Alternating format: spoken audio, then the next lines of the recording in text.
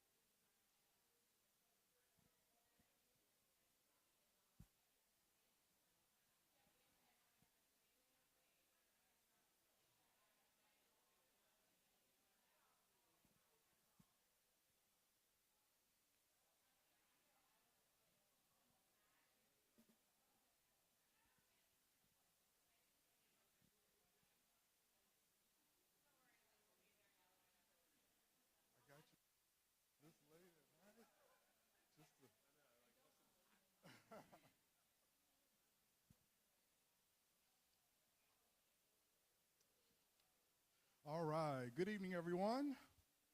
Let's get started. I have to admit, I lost the bet. This is a pretty nice crowd tonight. The Monday after a holiday, I was telling Andy, I was like, I don't know, we shouldn't, select this date, but I think it just kind of demonstrates how incredibly important the information that we're sharing with you is. And I'm just grateful that you would, spend your evening with us tonight. I have to warn you ahead of time, there are going to be a lot of charts, and I don't mean to put you to sleep, but what we're attempting to do is really tell a story. Tell a story about where we are and kind of where we're going. And I like to land on this opening slide just to kind of mention the words that you see on the screen are not hyperbolic. We are pivoting to become a smaller school district. And in many ways, because of that, we're forced to kind of rethink our future. We're forced to kind of reimagine kind of who we are as a district. And so over the next 20 minutes, 25 minutes or so, I'm just going to attempt to tell this story so that you could see it yourself. Of course, we're here to talk about our enrollment trends, our shifting demographics. We probably could have put it in an email, all of the information. But we really wanted to do something a bit different in terms of looking community members in the eyes, answering questions if they come up in real time, and that's why we have 4 community sessions spread across, the last few weeks or so. We've also been working internally so that our staff really understands the information that I'm going to share with you as well tonight. So after our 25-minute, or my 25-minute presentation, we'll open it up for Q&A or for you all to share ideas. But let's get started. So when I was sworn in as superintendent, this is part of my speech that I gave here, I talked about the next 25 years cannot look like the previous 25 years. And I've been sharing with the crowds that have come to our community sessions that this wasn't some type of, prediction. This is more a reflection of what our current reality is. And there was a lot that that was behind the statement. Meaning that the way we're funded as a public institution in North Carolina is shifting. There are a lot of resources that are, headed to charter schools, private schools, and whatnot. That impacts us, certainly. There's a lot of uncertainty at the federal level with respect to federal dollars that school districts across the country typically lean on to funded schools, fund positions and programs. That's shifting. You can read about these things in the news. But you add another layer to that in terms of the declining student enrollment that we're experiencing as a district. It, again, requires us to kind of rethink who we are and where we are as a district. So as I said, that's not necessarily a prediction, but more addressing what's right in front of us. So to kind of ground us tonight, I'm going to show you a video next. It's a 3-minute clip It's featuring Dr. Nathan Dollar, who works with Carolina Demography, which is a nonprofit organization that helps municipalities and other public institutions understand demographics, and that's kind of what we're here to talk about. Dr. Dollar presented to our school board last year on enrollment trends, and that's kind of what he'll be talking about in the video. It moves pretty fast, so I would say take a moment to pick out a few nuggets, but it gives you a pretty high-level overview of what we'll talk about and what I'll share later on today. So, Dr. Dollar. We did a little, data detective work. The effect of the pandemic is just clear. Between 2019 and 2021 school year, net annual change in ADM in Chapel Hill-Carrboro City Schools, you lost 540 kids in just that 1 year. The following year, you lost 353 kids between school years 2021 and 21-22. The loss started to abate in 23, but you still lost 21 kids and then picked back up last year. Kindergarten saw 28% decline in ADM, which is by far the biggest out of all the grades. So what's happening? This is the question at hand. You see, starting in 2014, or 2015 rather, you start to see a steady decline. This is what we would largely expect in Chapel Hill. First of all, fertility is on the decline everywhere. This is not unique to here. It's not unique to North Carolina, the United States. It's a global phenomenon. Fertility is on the decline. So what that suggests is that not only do you have declining births, but you also have fewer families moving in with preschool-age children who are going to enroll in kindergarten. The number of school-age children, 5 to 17, has been decreasing in Chapel Hill and Carrboro during our same time period. So in 2020, we were at 13,120, but during this time period, it dropped about 700 kids to 12,421 school-age children. There's a big part of your answer right there. That's a huge part of your answer of where your 1,000 kids went. That's not all of it, but that's some of it.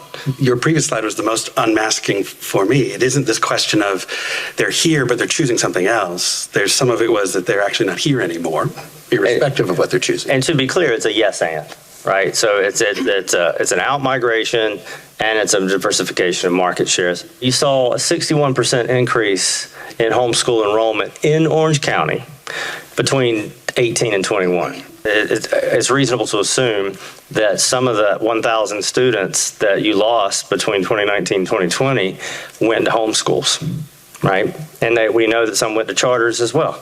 So yes, so this is private school enrollment, 24% increase between 21 and 24, but again, it's likely the number of students that you're losing to private schools over this period is likely much higher, right?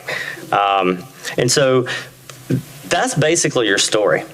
If I had to put this in very broad strokes, I would say is probably about half of those 1,000 students moved out of the district and they weren't replaced. And then piecing together the number of students that you lost to homeschools, the number of students that you lost to charter schools, and the number of students that you lost to private schools. Those are your stories right there. Out migration, not enough in migration, and increasing diversification. So as you can imagine, that was quite the presentation for the administration and the board. But as I mentioned, it's a pretty high-level overview of what's been happening in Chapel Hill-Carrboro for the better part of a decade. So this is not necessarily a new reality. What may be new, and I think is new, is how we're going to respond to it as a district. So as I mentioned earlier, I'm here to kind of tell a story that was largely told in that 3-minute clip, but I want to take a moment to take a step back, to slow it down a little bit, and just point out a few things in the numbers to kind of give a more robust overview of kind of where we are. So let's take a look at enrollment. In this graphic, what you have is average daily membership, which is used for state funding that you'll see in a bit. But as was mentioned in the video, in 2019, 2020, we kind of hit a high. We had 12,300 students. And if you fast forward to this year, you see we're at about 10,700 students. In previous presentations, community presentations, this number was about 10,800. This is the final count that we have of our students that will determine funding for next year. And that's why this slide is so important, because current year's funding is based on the previous year's enrollment. So the funding that we receive as a district right now today is based on last year's funding. So let's take a look at that. So in 2025, or last school year, we are funding based on 11,100 students this year. But because we know we have today 10,700 students in our schools, we have a pretty good sense of what next year will look like. And we can't wait until next year or this summer to begin to address this decline in student enrollment. But the take-home message here is, for the better part of a decade, what have we been doing? We've kind of been at a high of 12,000, and there's this steady decline. And as Dr. Dollar mentioned, this is a global phenomenon with respect to birth rates. We'll talk about in a bit, I'm sure, housing patterns in Chapel Hill-Carrboro, in migration, out migration, families making different decisions about moving away from the area. We'll get into all of that. But the take-home message is that we are experiencing declining enrollment, and because our school funding is based on enrollment, it requires us to act. So let's look at the math. So as I mentioned, this year we're funded on 11,100 students. Next year we'll be funded on 10,700 students. That's a bit of a difference, 340 student difference. From the state, we receive about $7,500 per student. And as you can see, if you do the math, that's about $2.5, $2.6 million less in state funding that we can expect to experience next school year. So that's a decline in our state funding that we have to address as a district. This is not a crisis. We're a $200 million budget district, but this is a bit of a crossroads for us, because if we don't address this and we continue to experience declining enrollment, that kind of eats at our budget situation. So that's the take-home message. This is the math behind it, and this is kind of what we're planning for as an administration. And I want to take just kind of continue. So I know that one of the questions is, where do the students go? And I think it's instructive to kind of, again, take a step back and look at this. So what you see in this slide is private school enrollment between the years of 2019 and 2024. And this is all of Orange County. So I'm sure you all know we have 2 school districts in our county, Orange County Schools, Chapel Hill-Carrboro City Schools. So between the years 2019, 2024, in all of Orange County, we had a 15% increase, or 162 students enroll in private schools. You can see our neighbors, kind of how they are faring as well. Not all of the story in terms of where the students went, but as Dr. Dollar mentioned, part of the story. Private school, this next slide looks at homeschooling between the same years. All of Orange County, in terms of who went to homeschool between those years, 20 students. And you can kind of see again how our neighbors fared in terms of homeschool enrollment. But this is a bit of a slide that gives us a bit more information. And I'll have you focus on the right side of the screen in this kind of, I don't know, that is orange shaded area, it looks like up here.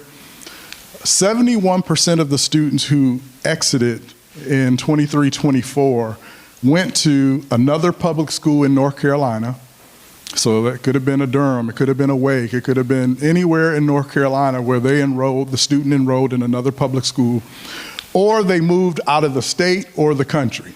So I could have moved to Iowa or something like that, or overseas. And we do have a lot of students who kind of go back and forth overseas.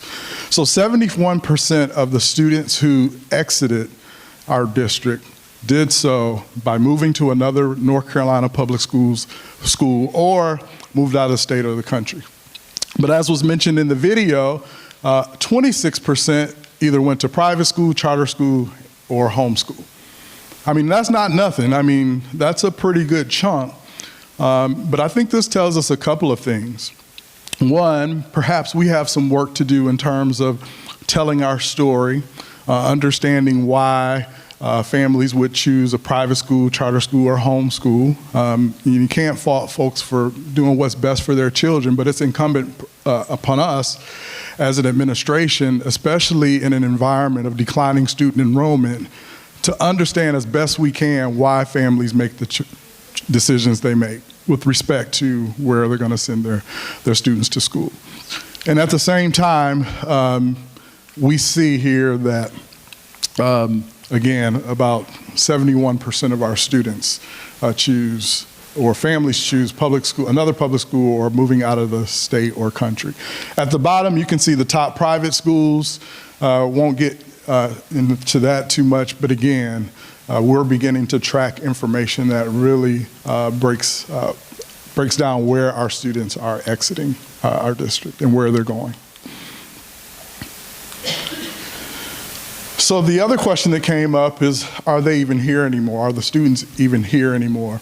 One of the takeaways for me in the 3-minute video is that in Chapel Hill and Carrboro, there's not as many 5 to 17-year-olds currently as there was in the past. And so that's dealing with birth rates and that type of thing. But let's take a look at this. So what you see in this slide is kindergarten enrollment for the past decade or so. You can see in 2016, we had an enrollment of about 850 kindergartners. Fast forward to today, we're looking at about 626, a steady decline in kindergarten enrollment. And that typically gives us a sense of, how big our cohorts would be across the years. And if we see declining student enrollment, it signals something to us. If you are the parent of an elementary age student, you may see fewer kindergarten classes in your schools now. I certainly see it when I walk in and out of the schools. It's just not as many kindergarten classes as there used to be.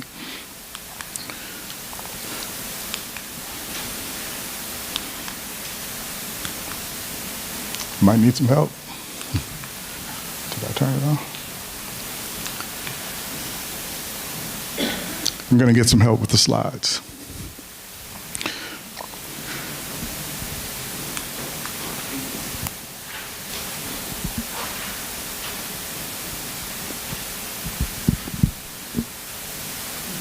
That's not the slide I was looking for. Nice picture, though. I remember when that building wasn't there.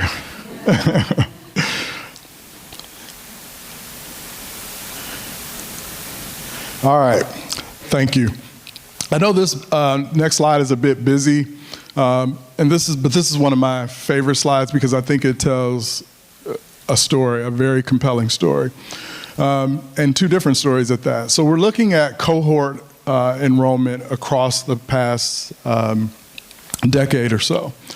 And so if you look at a cohort, and we're going to start with the kindergarten class, in 2015-16, you see there were 850 students. If you follow the cohort across the years, you'll see that the cohort survival rate is pretty intact. And in fact, it may grow a little bit, right? You see that for, different years. Let's look at 18, 19. You follow it across the years, the cohort, pretty much intact. But if you look across the class for the various years, let's go back to our kindergarten class, 2015, 2016, and you follow just the various classes across the year, you see significant drop off. starting with 850 kids in 15, 16, you see where it is, 24, 25. Let's do third grade. Third grade, 2015, 16, if you just follow the various third grade classes across the years, again, you see drop off. So that's a different story. And what we see in this chart is that grades, kindergarten through 8th grade, typically follow that trend where there's significant drop off if you just follow the grade level across the year. You don't see that for high school. The cohorts are pretty much intact, yes, if you look across the years. But if we look at the class or the grade level across the year, you see they're pretty much stable. 10th grade, pretty much stable the last decade. 11th grade, the same. But what do we know? So we know that the kindergartners through 8th graders will become what? High school students one day. And so the trends we're seeing in elementary and middle school, we expect will sometime, eventually, make its way to high school. And we have to kind of keep that in our head. But the story is, once our students are with us, they typically stay with us. I mean, the cohort survival rate is pretty good. The thing is we're experiencing declining student enrollment. Thanks, Andy. And so in this slide, we're looking at graduation numbers versus kindergarten enrollment for the past decade or so. And what you see here is that kindergarten enrollment and graduation numbers were pretty much the same 10 years ago. But over time, you can see that we began to graduate more students than we enroll in kindergarten.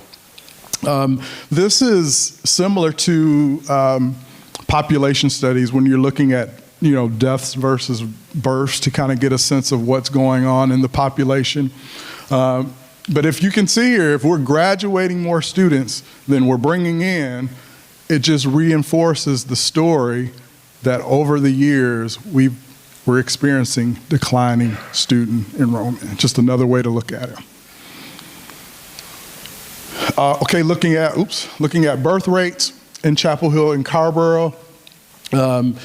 This information, I don't know, is this 2011, 721 live births in Chapel Hill and Carrboro.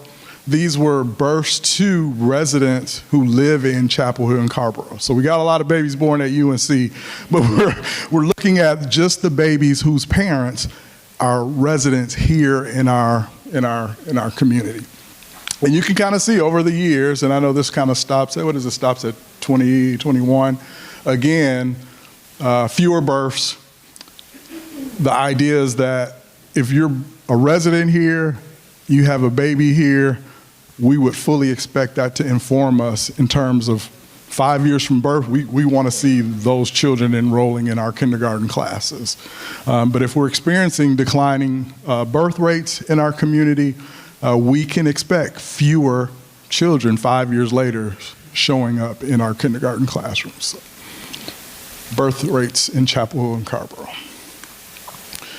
We've looked at this data just a moment ago, but it's just a different take on it. Again, between the years of 2020, 2025, looking at enrollment, you'll see kindergarten through 8th grade. What's the picture you see? Declining student enrollment. Remember I talked about high school, pretty flat or growing, pretty flat or growing. But if these students one day become high school students, we can expect that those trends may follow. But again, enrollment. So let's think about local demographics. It's also important. Our enrollment, our demographic shifts in our schools is not, it doesn't occur in a vacuum. So let's just take a look at some local demographics. Here we're looking at population growth for the census years 2010 and 2020. In Orange County, you can see the 2010 census data here. the 2020 census data there, we're growing. We don't have the next census data yet, but you can kind of see our community, neighboring communities are also growing. We're probably, we're not growing like a Chatham or Durham or Wake, but we're growing. And when you drive around Chapel Hill-Carrboro, you probably see high rises going up, and you can kind of see the growth. But here is the challenge. 73% of the growth that we're seeing in terms of population is among the 65-year-old population or greater. 65 years old or greater, that's 73% of our growth. And that's not the population that typically creates children. I mean, not typically, sometimes it happens. And all growth is good. And, I'm not here saying that, what we're experiencing is bad. No, when you see those high rises, it certainly helps our community. But where we get the bang for our buck as a school district or any school district in North Carolina is based on the children who are coming to our district. So that's an important driver for us. This is a bit busy, this slide, but it just reinforces the previous slide. We're looking at the census years 2000, 2010, and 2020. This first yellow line looks at the population under 5, and across those years, an 11% decline. If you look at the population 65 years and older, what do you see? Almost a 70% increase so we're becoming an older community, And like I said, nothing wrong with that, but it doesn't really inform or help us think about, school-age children in our community. So I just want to go back to this slide and kind of close out my presentation, just to remind you how school districts are funded. I know there's a lot of information up here, but it basically comes down to current year's funding is based on previous year's enrollment. And that's a good thing for us because it gives you a heads up about what's to come. And because we've dropped about 340, 350 students between last year and this year, we have a pretty good sense of what our funding will be next year. And as the superintendent and the administration working with our school board, because we're experiencing these trends, and we've been experiencing the trends for 5 or 6 years, we have to begin to look at our organization in terms of staffing, programs, to begin to address, the declining student enrollment trend. That doesn't necessarily mean that, becoming a smaller district is inherently bad. There's nothing wrong with a 9,000 student district. It becomes a problem if you continue to fund yourself like you're a 12,000 student district. And in fact, I think over the past 6 months or so, we can see what happens when school districts don't make the adjustment.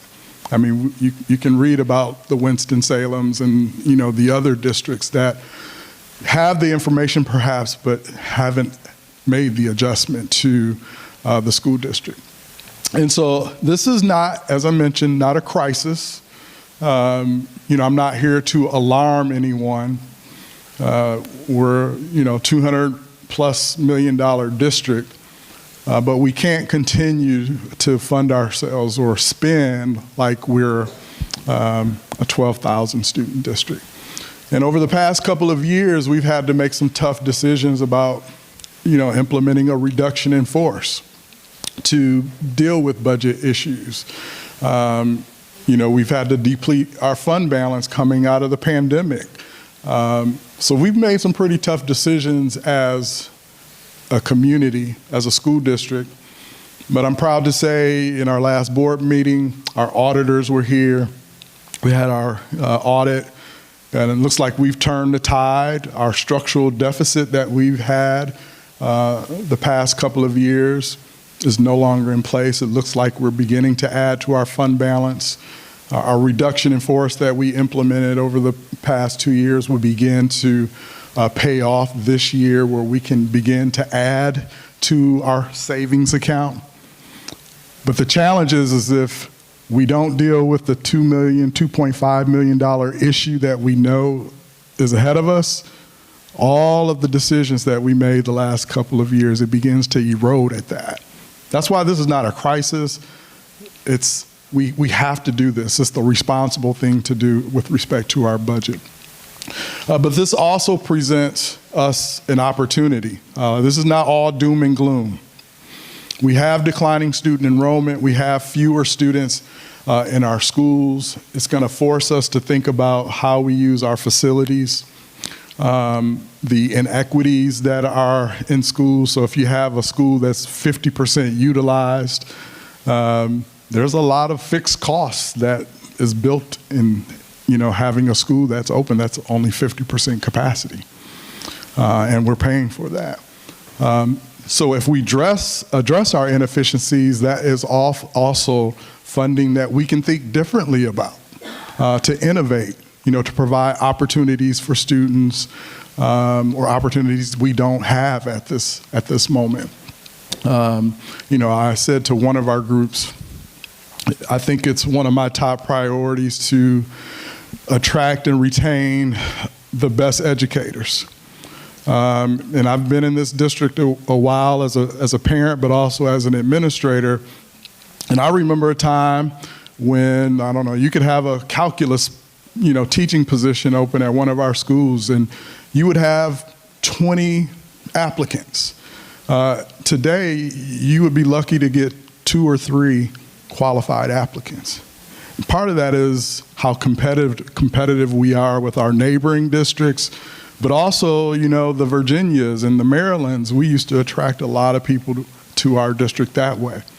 And so how do we think about compensation and benefits to make ourselves even more attractive for the most highly qualified? That's just an example of, if we deal with this, what we can do to continue to enhance our district. Again, I don't want to harp on the math, but you see it. But I'm here to answer questions.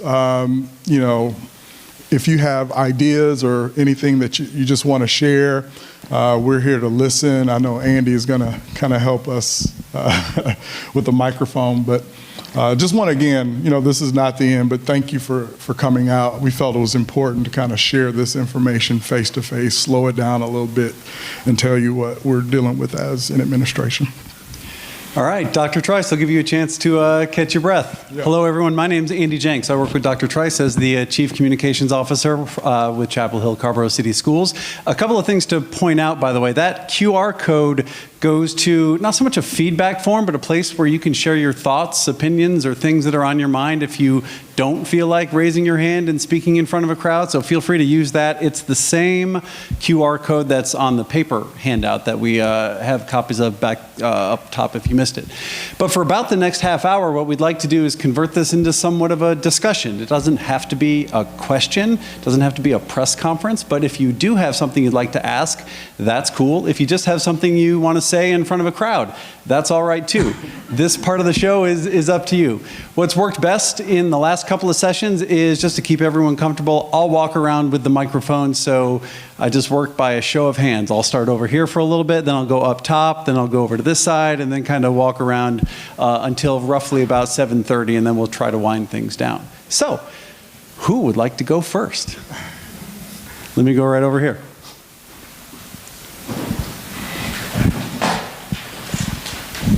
Almost. Hi, I'm Lauren Hintz, retired science teacher, and my son graduated from Culberth about 15 years ago.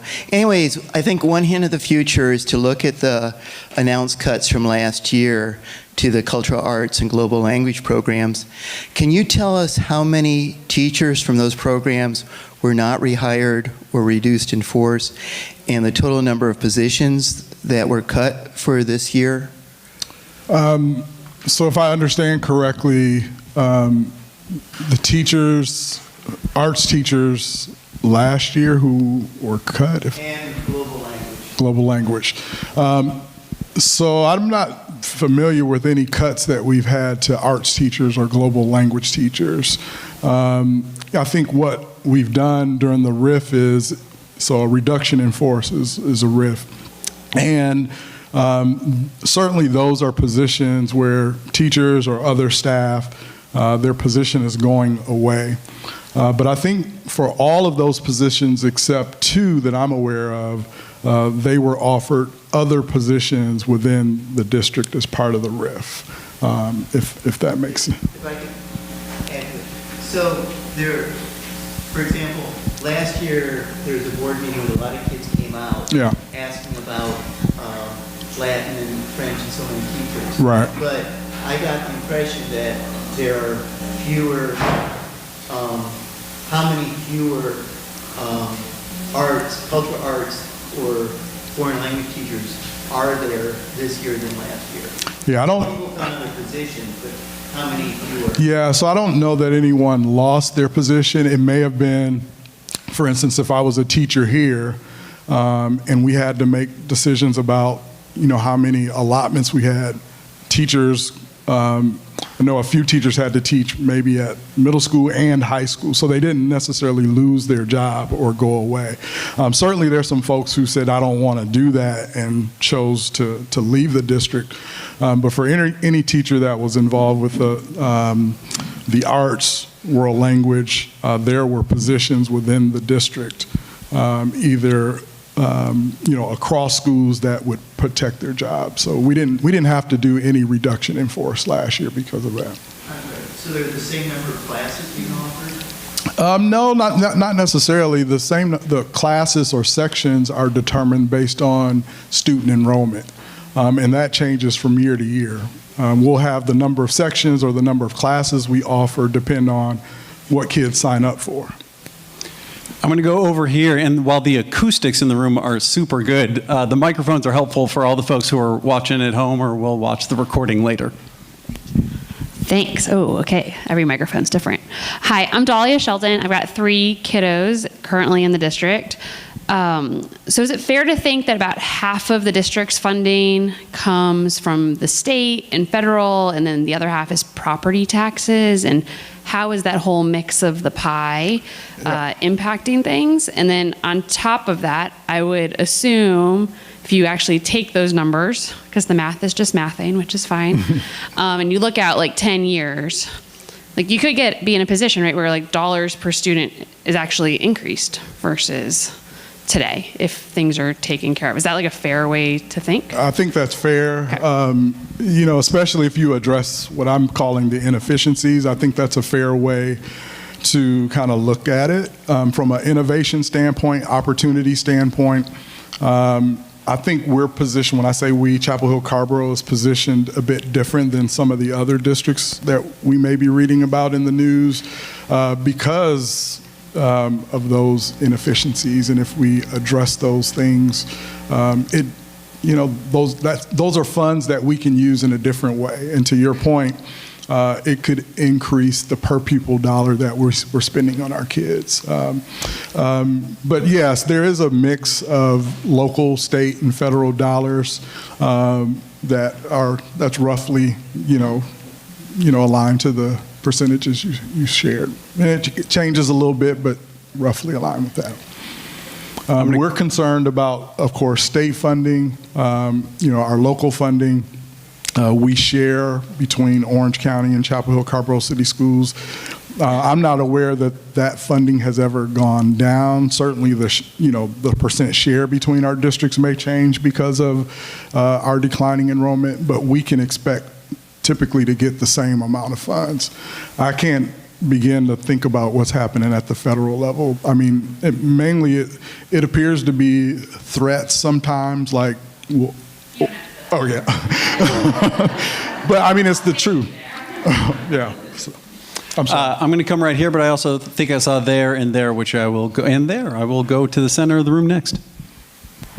Hi. I'm a parent of a middle schooler and a high schooler, and I'm also a actually a graduate of this district, and I was particularly struck by the numbers of students going to science and math, particularly because that is actually, it's not only is it the school that where people seem to go to the most, it's also only representative of a single grade, right? It's only rising 11th graders. So it's actually a pretty large number. So I was wondering what, percentage-wise, those 11, has that percentage of students who are going from this district to science and math, how has that changed over the last 10, 20 years? Just a historical perspective, I know 30 something years ago, it was actually pretty unusual for kids to feel that kids who are academically gifted in science and math to feel that their needs were not being met at Chapel Hill High. And so that number, I know that there's more kids now, obviously, than before, but that it still strikes me as a pretty high number. I was wondering if you could speak to that. Yeah, so I don't think it's, it's shifted much in the past 10 years. I can't tell you what the percent change is over the years without kind of going back and doing some math. But prior to this position, I was over curriculum and instruction, and that number certainly didn't jump out in terms of being abnormal. The issue is we don't get funding for those kids if they make a different decision. Yeah. All right, I've got, I think, 3 folks who we're going to try and get in the middle of the room. We'll start right here. Hi, my name's Kelsey Pratt. I've got 2 children at Scroggs, including one in that tiny kindergarten class. I guess fundamentally a question I have is, is it a goal of Chapel Hill to attract and retain young families and to keep those enrollment numbers high? Because if the government the local government as a broader kind of organization is deciding that is not a goal, I think that there are affordability issues that came up a lot in the recent election. I think there's kind of wraparound services. Schools get out at 2:30. Most people are not stopping their jobs at 2:30. So there's other kind of issues that I think leak into our ability to attract and retain young families. Although I moved here 2 years ago, so we intentionally chose Chapel Hill for the quality of schools. I guess I'm trying to understand, is that something that across the local government you guys are working to try to bring in young families and keep them in the school system? Or is this kind of being seen as an inevitability? Like, the population changes, we're bringing in probably wealthy people with that 65 plus population, and we're okay with that. It probably just means we're closing a school. Yeah, no, that's a great question. And what I would say is, and what I've said in other community meetings, is I think the relationship is pretty strong between the district and both towns. But there is a housing issue with respect to affordability. And I know both towns are zeroed in on affordable housing, certainly some recent decisions to kind of promote that.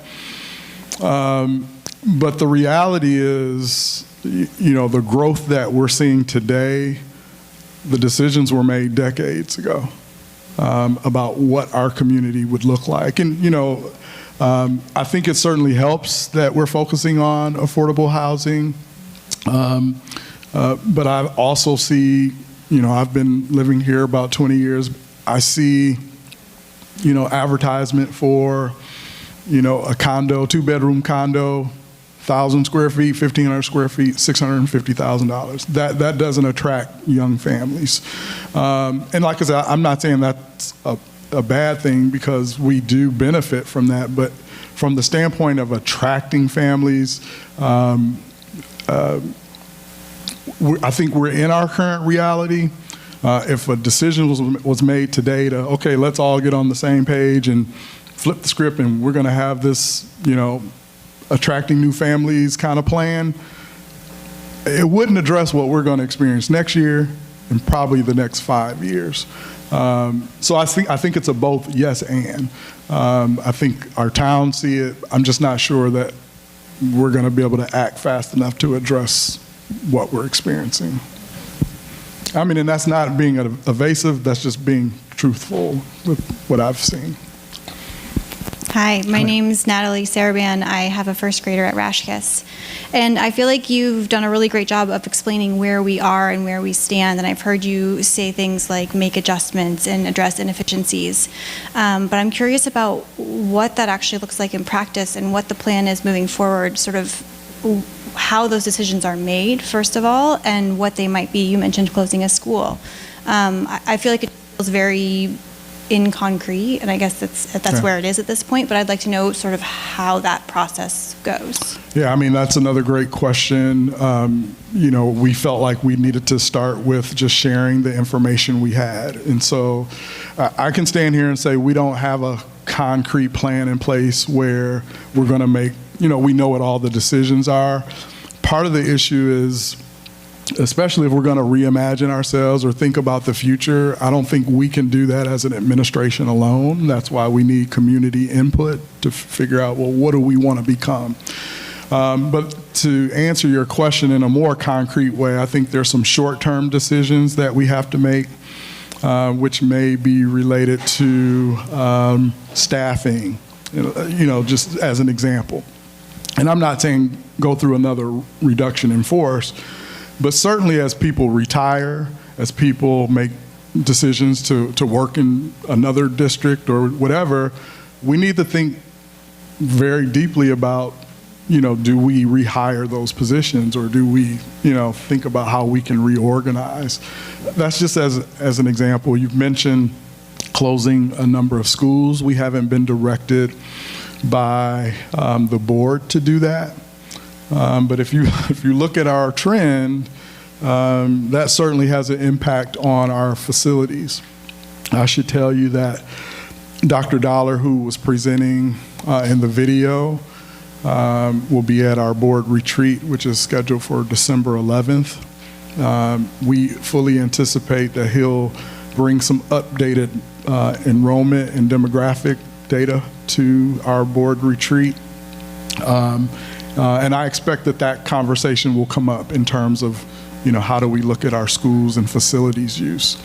I would consider that a more intermediate kind of decision, especially given our enrollment trends, meaning if we were directed as an administration to close a school, I don't think we could do that by the fall of next year, perhaps the next fall. So that wouldn't happen right away, but again, we haven't been directed, to do anything like that. So those are just like a couple of examples in terms of where we're going. We met today as a cabinet to talk about next steps and timelines, how we're making decisions. We've worked with our teacher organization, our school principals, to begin to define values that will drive our decision making. And I can tell you things like protecting the classroom and protecting programs came up. Equity in terms of making sure that we listen to all voices in the community before we make decisions that impact a lot of students. So I think we'll have a plan that is transparent, clear in terms of what types of decisions we need to make, a timeline for those, which are more short-term, which are more long-term. But that's kind of where we're going as an administration. We just don't have it today. There was one more in this general area. Hi, I'm Lauren Adair. I have two students who are now in high school.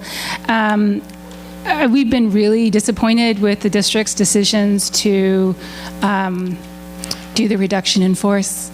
The fact is the nationally award-winning teacher who was at this school teaching Latin is gone. And because there's just the East teacher who just taught desks to all the schools that have it, and lots of kids left the program as a result.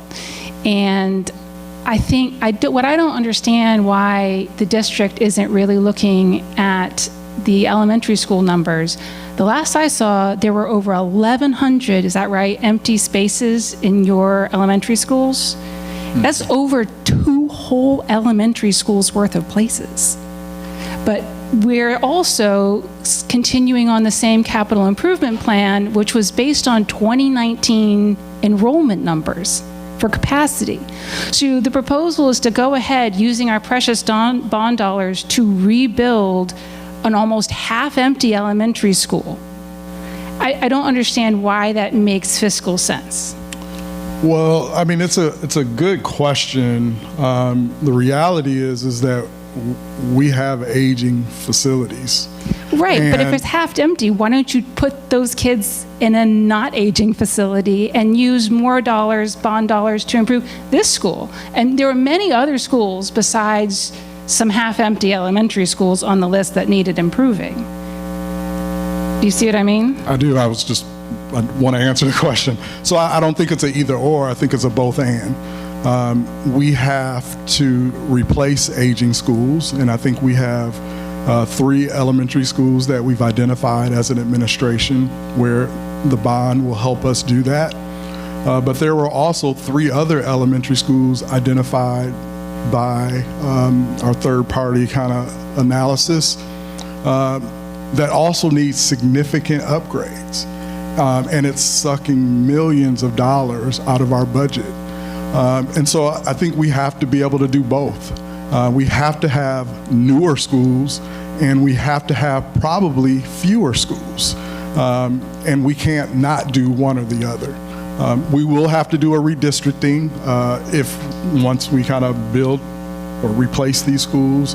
If the board decides to direct us to close an elementary school or 2, that's going to help us become more efficient to address that. So I don't see it as either or. I see it as a both and we're probably going to have to pursue both of those solutions to get at what you're talking about. And that's a intermediate type of decision. Like I said, at our December 11th retreat, we'll get some updated numbers. I would expect it to come up. I'm not sure kind of where, the board would land on it, but I know that's something that's been talked about. Just a few months ago, the board directed us to investigate what the savings might look like if we took an elementary school offline. And I think the number was $1.7 million in fixed costs. But again, we'll have to be directed to do that. But it's a great question. So I don't, to put a cap on that as well, like I don't believe our current enrollment numbers will change how we look at the bond or what we do with the bond, because we need to replace a number of our schools. All right, I've got 2 up top. Let's start here. Thank you. Hi, my name is Ravi. I have a kid in Glenmore Elementary and 2 more who will be going to school soon. So big decisions there. Loved your point on property taxes. I mean, I know mine. I don't know about you guys. It's just going up like crazy. So I'm hoping that is funding some of it. Great on the wraparound school programs as well. Like, it is so hard to get into an after-school program in Chapel Hill-Carrboro. It is absolutely ridiculous. We need so many other arrangements for that, which does not make it very friendly. Overall, love the school system, love the diversity, love the kids, people around here, right? But we are not just in terms of dollars and all of that. I think the smaller school system will survive, but who are we as a school system is what we need to decide over the next 3 to 5 years. Because I feel this whole, I don't know where the money is being spent, but if we can really evaluate technology and look at all the subscriptions, all the kind of things that no parent can keep up with. If anybody tells me they can, you're lying. There is absolutely no way. The amount of tech money which is being channeled into ed tech, into solutions that are gaming and gamified nonsense is ridiculous. I think we need to take a hard look at it. And as AI proliferates, I've learned about somebody was interviewing Lincoln on AI. I mean, that sounds really good until the kid figures out that they can also interview Stormy Daniels next. So how do you limit kids' exposure? As parents, we can do what we can do, but the schools are our partners in this. We are your partners, right? One of my neighbors, chief complaint, kid comes back with Chromebook. All the homework is in Chromebook starting middle school. It's middle school. Like, we are going so fast into the unknown. And I think we have a stand we can take as Chapel Hill-Carrboro school system, which a lot of them, like this lady here, who joined this, who came 2 years ago. I came here, I went to UNC, I love this place. I came here also because this school district has a reputation like no other in North Carolina.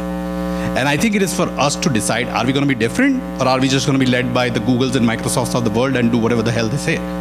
So I genuinely, truly believe we are at a crossroads here, not necessarily just budget-wise, but in terms of a philosophy. When my neighbors in Chapel Hill send their kids to Apex, to Thales Academy, they send them because Thales is selling them something, selling them some sort of a dream of a differentiation. When somebody sends their kids to Waldorf schools, they're selling differentiation. I think we need to take a hard look of what is our differentiation now and what is going to be our differentiation 3 to 5 years from now. A lot of parents are concerned around the country, and this is something that I personally feel very strongly about, as you can tell. But when I'm raising my kids, I'm being so mindful. I will hear all the nonsense and chatter and all kinds of craziness as long as I can keep tech away. But I need the schools to partner with me.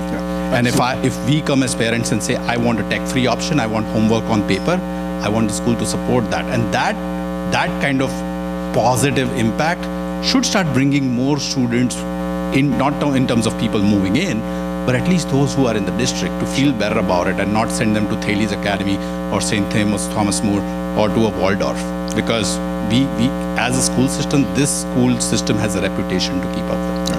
No, I think that's a smart comment. And as you know, we're currently working on our local digital learning plan. You may have seen that in some of our advertisement. As the superintendent, I've directed our CAO, our Chief Academic Officer, to look at all ed tech and bring back recommendations in terms of what we can cut or revise. So those things are already underway, but certainly in all of our sessions, community sessions, the issue of ed tech, the amount of technology. I think I started saying this is for us to kind of imagine who we are. And like I said, I don't see that as hyperbolic. I see that as something that's real that we will have to do over the next, 3 years or so. So I would say, you're here tonight, stay engaged. Because we'll be coming back to kind of ask the question, what do we want to become? Just because and I don't know that this is the number, a 9,000 student district, that's not inherently a bad thing. We can still serve our students at a very high level. I don't necessarily think that all the programs that we're paying for now are just going to go away, but I think it's an opportunity to kind of rethink what we're doing, especially if we can address some of the inefficiencies in our district. That's going to allow us to think about, how do we use these funds differently and more innovatively to create more opportunity? And I agree, more technology doesn't necessarily mean, more opportunity. Absolutely.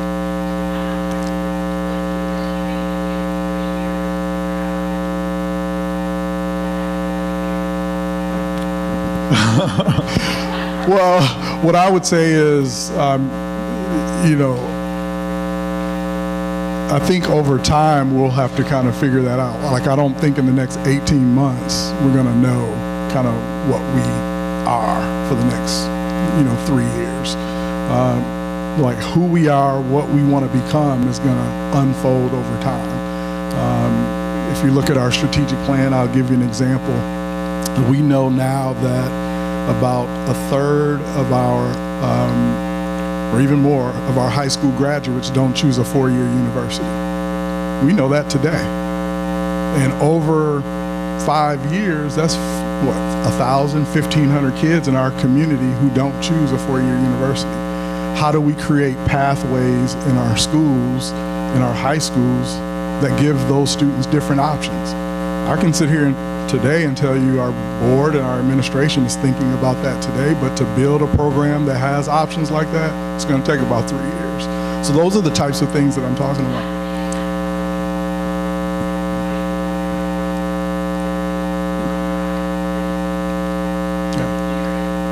Yeah. I mean, that's kind of what we're working on, and that's why we're in the community. That's why we're starting today. As soon as we had the information, we came to you all, and that's what we're doing. We're going to build the plan together.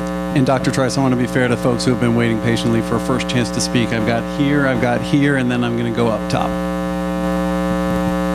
Hi, I'm Marcy Waters. I've got a kid here at Culbreth, and I have one who graduated from Carrboro High last year. And I want to start out by thanking you for being here. I think, with budget issues and hard decisions, getting families involved is the way to go. So I really appreciate that. And I really appreciate the data-driven presentation. I'm a data junkie. So, with the numbers and reducing budgets further and that sort of thing, I think you already know that the reduction in force hit a lot of us very personally, right? We didn't feel like the culture of the schools and the teachers that were really valued were considered at all. We've already heard about the Latin teacher here, right? What I think parents, at least the people I talked to, also didn't feel that was done very thoroughly was looking really hard at administration and Lincoln Center, right?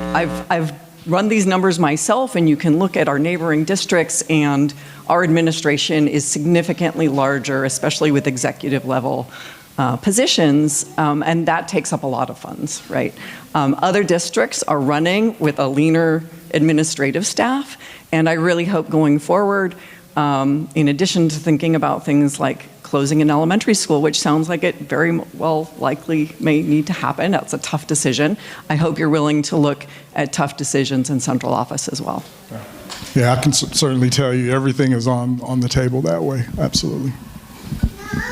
Hi, I'm Emily Kreutzer. I'm a parent of a fourth grader at Glenwood, and I'm also the Glenwood PTA president. I have a comment just about enrollment, and then I also have a question. I think that until we address aftercare issues and make it an opportunity for families, that enrollment will continue to drop at elementary schools. I know our school has a long wait list. We do have a Mandarin aftercare, but there have been talks for the past several years about moving them from our school and not allowing them to operate anymore. And that's going to affect a lot of families at our school that need that opportunity. And then my second question is, or I guess my question is, how do you expect, or how do you think PTAs can help with any funding issues moving forward? Well, I think PTAs have always done a great job around advocacy. But as you can see, and I started at the top of the conversation, a lot of our issues originate at the state level. And I don't, as an educator, I don't typically play the politics game, but I stand here today and we still don't have a state budget that tells me as superintendent, here are your parameters in terms of funding. So I think there's an advocacy role in that. I think PTAs always do a great job of making sure their communities have accurate information, which is one reason I wanted to kind of go on the road and share publicly about where we are, because there's a lot of wishy-washy kind of language that can happen around why enrollment is going down. Like some people believe, or we're saying Chapel Hill-Carrboro is a sinking ship. No, we're a shrinking ship. We're not sinking. We still offer very high-level programming. I would put our teachers up against any teachers I've ever come across. DL programs, our EC, like the services EC standing here today, you can line our school up against any district in North Carolina and beyond, and we have more than what they would have. You look at teacher supports in terms of teacher assistants. I mean, you go down the list. So I just think sharing accurate information, but I don't see the PTAs as being a huge driver to kind of help fill a budget gap over time outside of the advocacy role and sharing information. I think lastly, I think kind of to what was mentioned earlier, I think there will be a place to kind of when we start to kind of revision who we are. PTA parents have always been a part of thinking about how the culture of a school and the direction of a school should go, and I fully expect that would happen for our district as well. So I think there will be some opportunity there very, very soon. I'm going to come up here for the next one. Before I do, we are past 7:30, and if anyone does have to slip out, no hard feelings, that's cool, but we'll otherwise keep on going.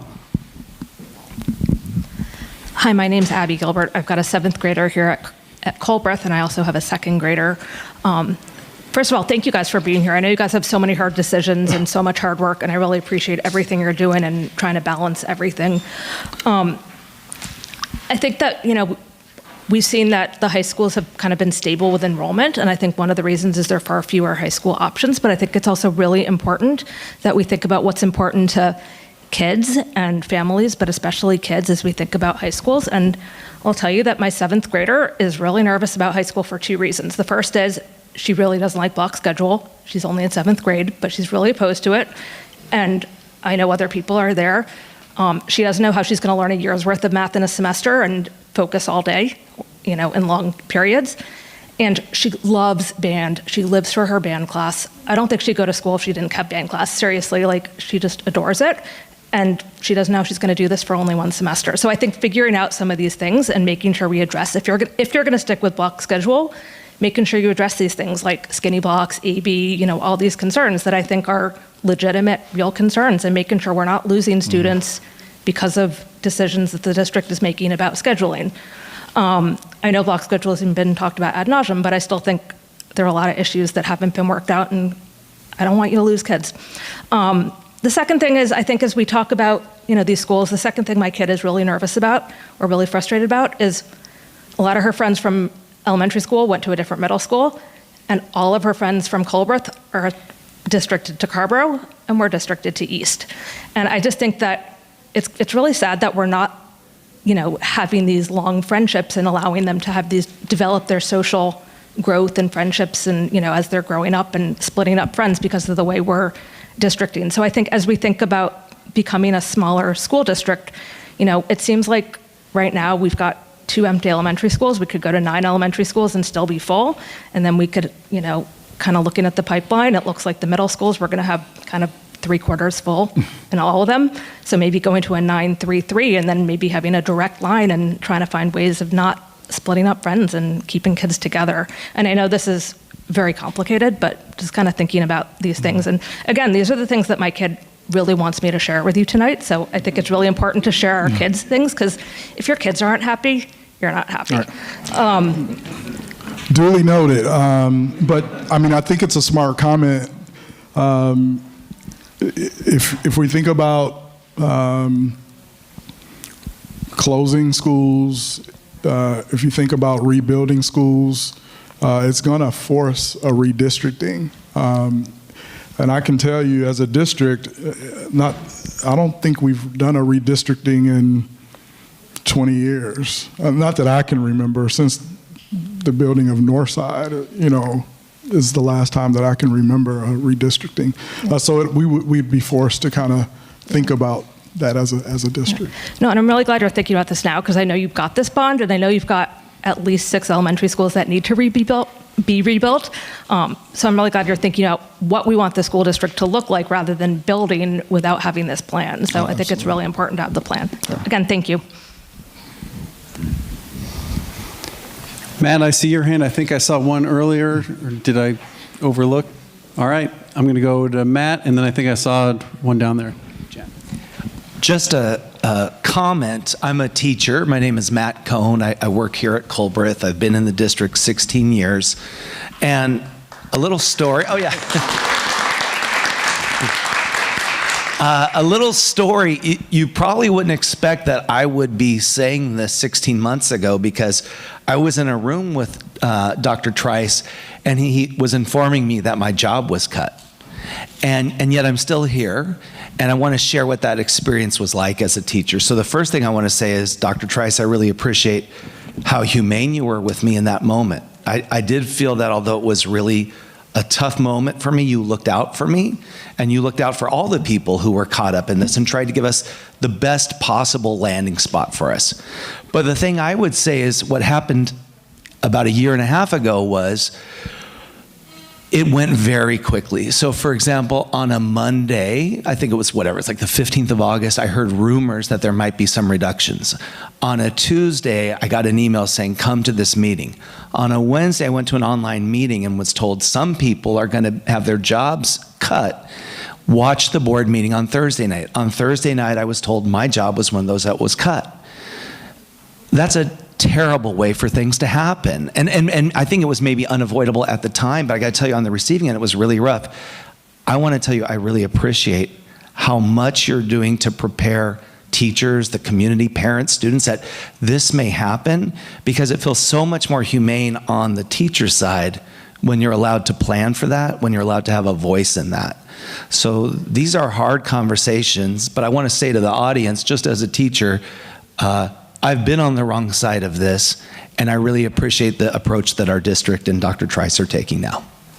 Thank you. Appreciate it. Jen, I'm coming over.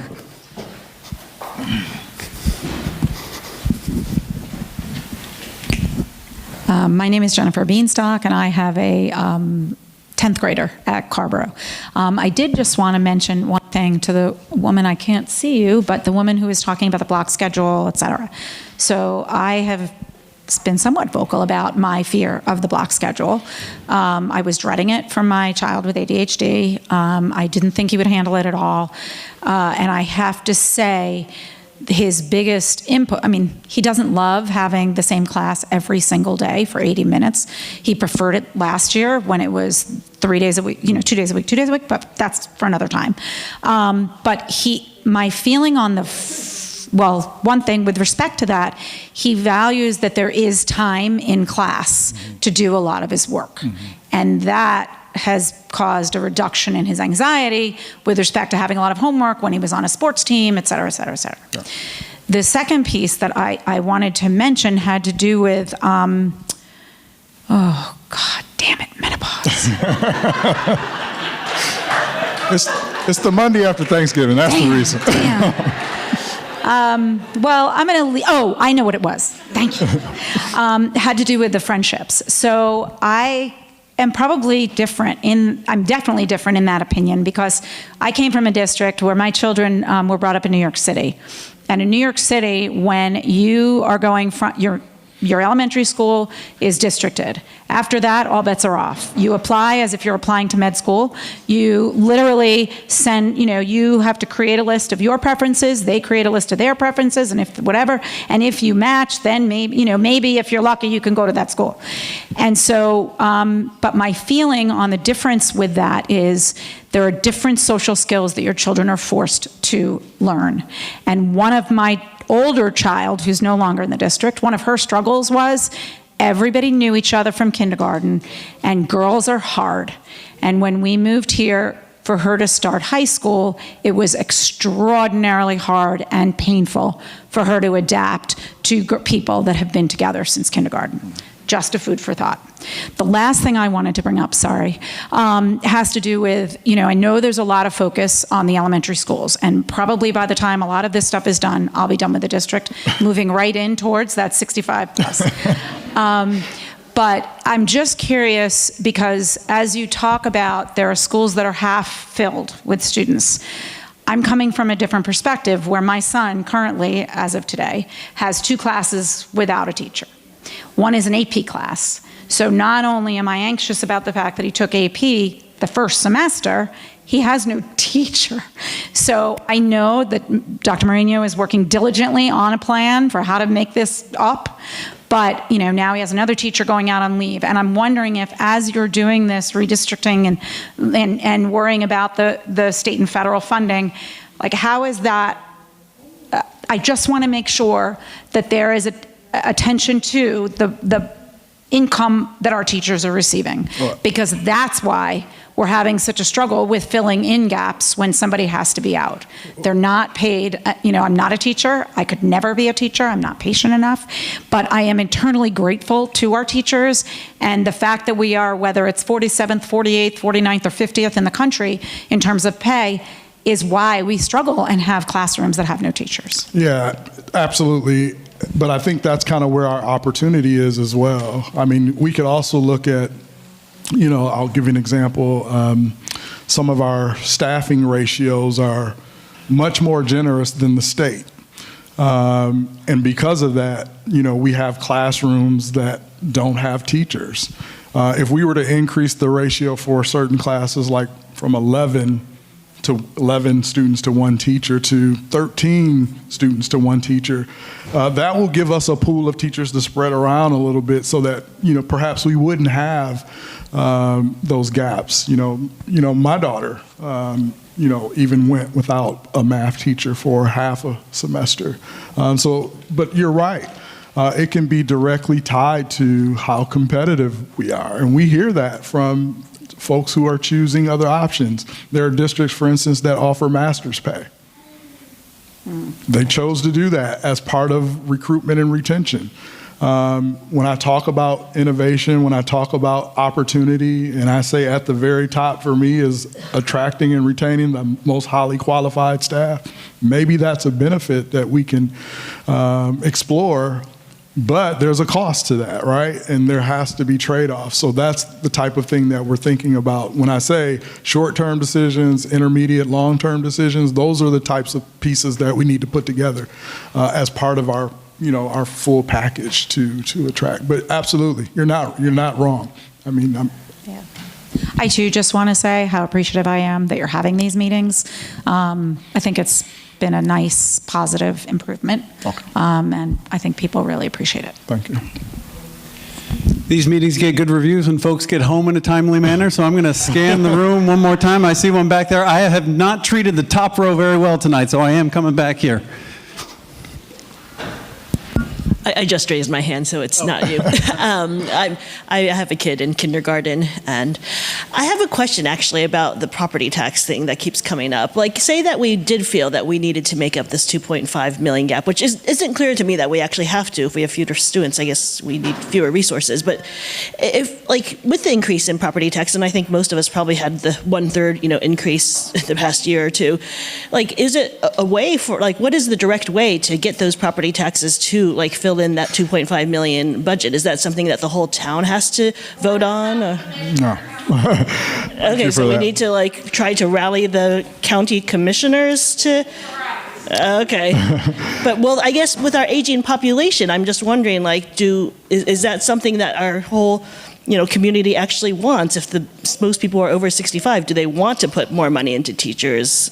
It's where it's getting unclear to me. So I mean, that's a possibility. That's a great question, and it wouldn't fall on the towns. It would be our county commissioners who fund us locally. But I think we heard at the top of our conversation that taxes are already incredibly high. Of course, a community could decide, we're going to continue to raise taxes. I don't necessarily see that happening given, and I keep saying this word, inefficiencies. And what I mean by that is, if we have declining student enrollment, I would expect the county commissioners to look at me and say, Mr. Superintendent, guess what you need to do? You need to right-size your organization before we think about giving you additional resources.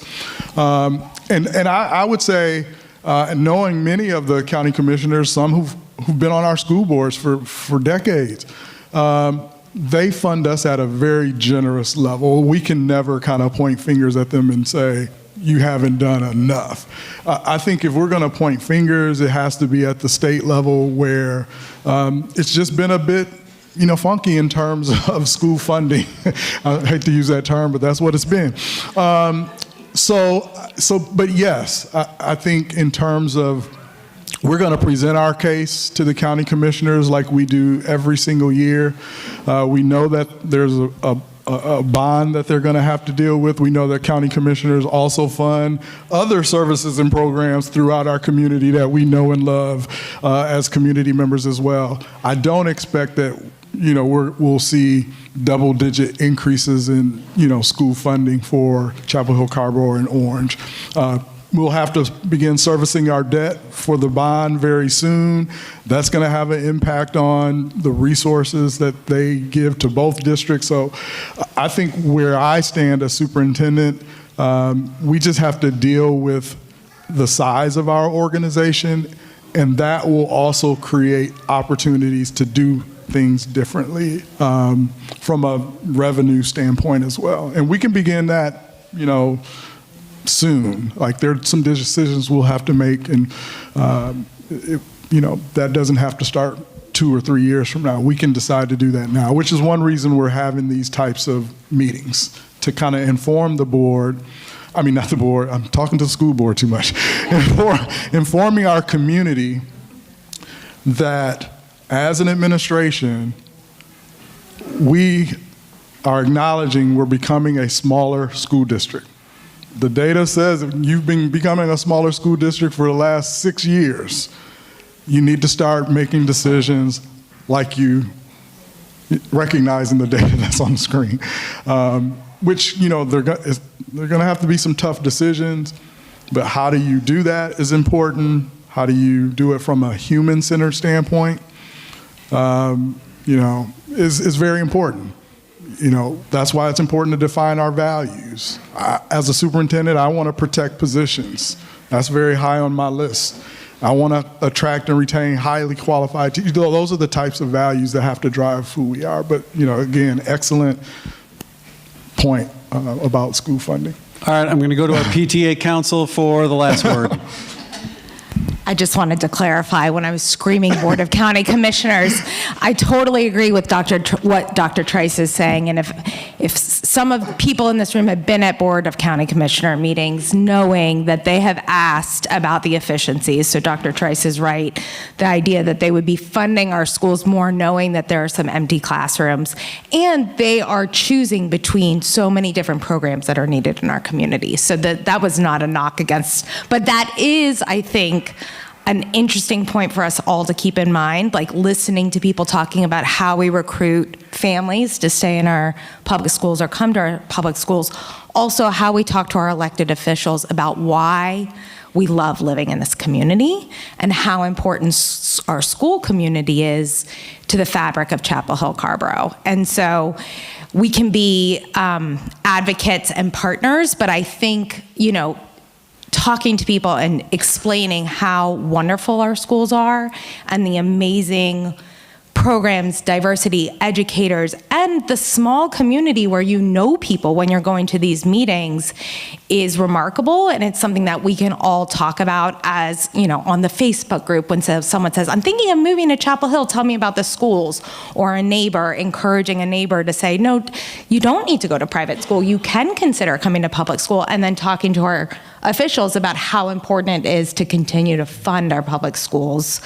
The state level is a whole nother can of worms, but I think, you know, at the local level, just making sure that people know that that's an important part for our community members. Yeah. I think given our reality, and I mentioned it at the top of the conversation, for me it's twofold. We got to do all we can to keep people here.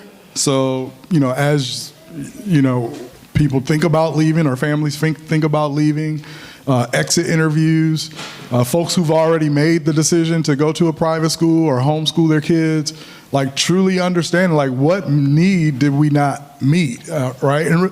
But that kind of gives us information about, you know, programming and services that we offer as a district. Like currently, I don't think we have a really good understanding of that, but you know, we're just in a different age where we have to understand that as an organization. So I'll put in a plug one more time for the QR code. If there's something you didn't get a chance to say or you think we really need to know, or 2 days from now you want to point out, use that QR code. There's 5 or 6 question prompts that will help you get that information over to us. Dr. Trice, your 30-minute wrap-up begins now. 30 minutes? I'm going to be sleeping. No, I'm just kidding. I just want to say thank you for coming out. I know, you know, we're all incredibly busy. Thank you for the questions. It gives us a lot to think about. And we're around via email, phone calls, if anything comes up, you know, outside of today. But thank you for being here.